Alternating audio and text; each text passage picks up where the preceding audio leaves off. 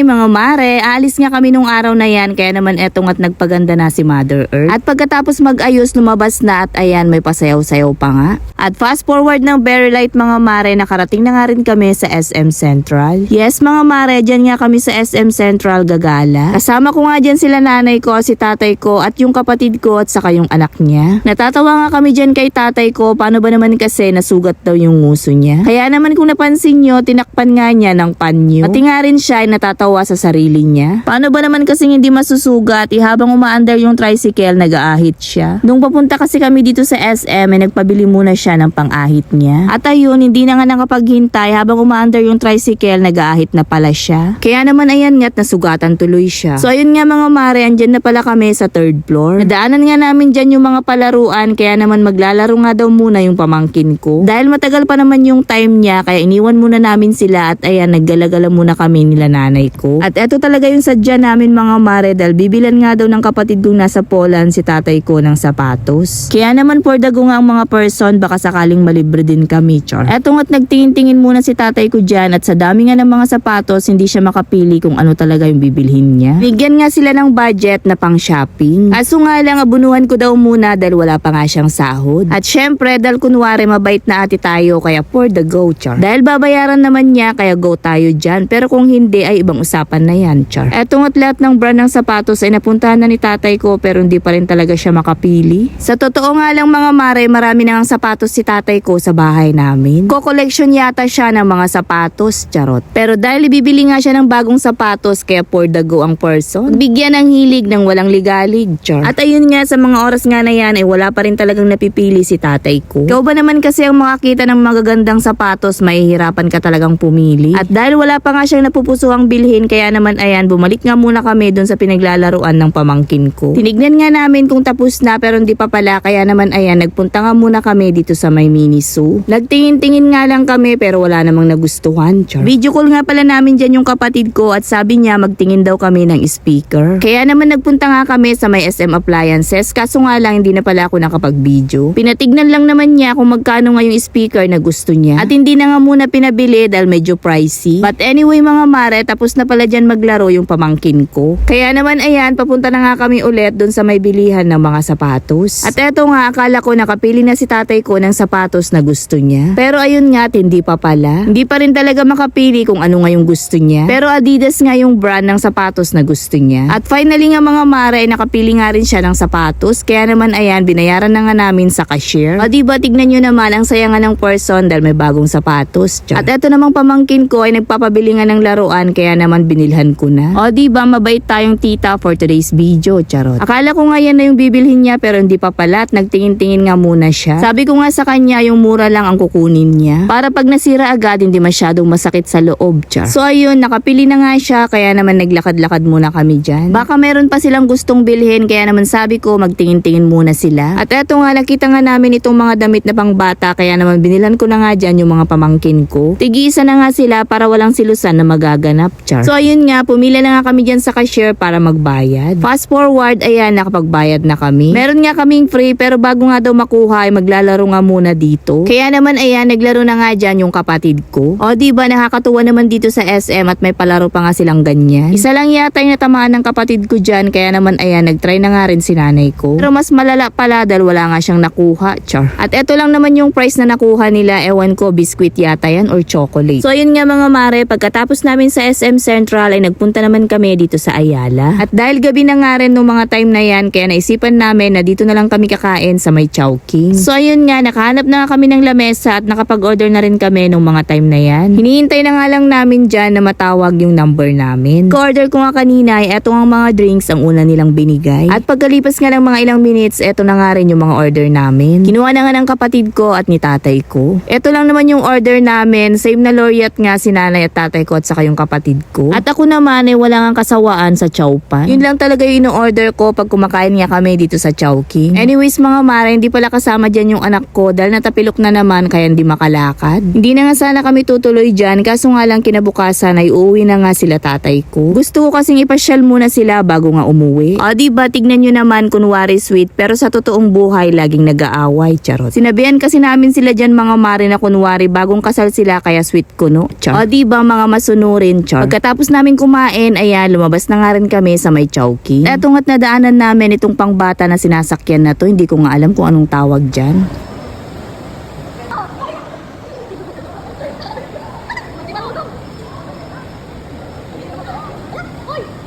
Anyways mga mare, sabihin ko na nga sa inyo, late upload nga ulit itong video na to. Kaganapan pa kasi to nung September, birthday nga ng anak ko, kaya pumunta sila nanay at tatay ko. Request kasi ng anak ko na pumunta nga daw si tatay ko at yung kapatid ko. Hindi na nga niya sinabihan si nanay ko dahil alam nyo naman na pumupunta talaga yan dito sa amin. Medyo mahaba nga itong video na to, kaya naman sana panuorin nyo pa rin. Di ko na nga lang ginawan ng part 2 dahil tinatamad na nga akong mag-edit. So ayun nga mga mare, pagkatapos pala namin sa Ayala ay dito naman kami sa SM Downtown. Bumili nga lang ako ng pasalubong ko sa anak ko dito sa Potato Corner. At binilan na nga rin pala namin ng sapatos yung mga pamangkin kong lalaki. Tig-isa nga ulit sila para wala ulit si Lusancha. Namili na nga rin kami ng damit nila nanay at tatay ko at saka itong kapatid ko. Fast forward ng Very Light mga mare, bali kinabukasan na nga to at ayan, nag-declutter na nga ako ng mga damit na hindi ko na ginagamit. Pauwi na nga si tatay ko at yung kapatid ko dyan, pero si nanay ko nga ay may iwan pa. Inaayos na nga nila dyan yung mga gamit nila para makauwi na. O siya, ito lang muna for today mga mare. Salamat sa panonood. Bye!